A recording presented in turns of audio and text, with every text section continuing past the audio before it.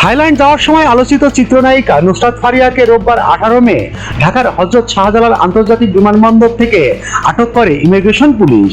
পরে তাকে ভাটারা থানা পুলিশের কাছে হস্তান্তর করা হয়। সেখান থেকে জিজ্ঞাসাবাদের জন্য এই নায়িকাকে ডিবি কার্যালয়ে নেওয়া হয়।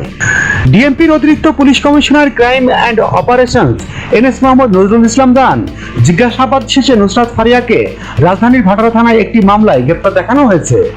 তিনি আরো বলেন, সোমবার 19 মে তাকে আদালতে তোলা হবে এবং রিমান্ড চাওয়া হবে। জানা গেছে, নুসরাত ফারিয়ার বিরুদ্ধে 2024 সালে বৈষম্য বিরোধী আন্দোলনে হত্যা চেষ্টার ঘটনায় ভাটারা থানায় একটি মামলা রয়েছে।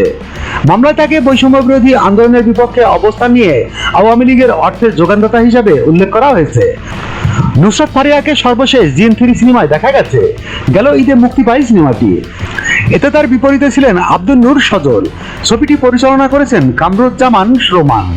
ASBD24 সত্য প্রকাশে প্রতিশ্রুতিবদ্ধ। চ্যানেলটি সাবস্ক্রাইব করুন।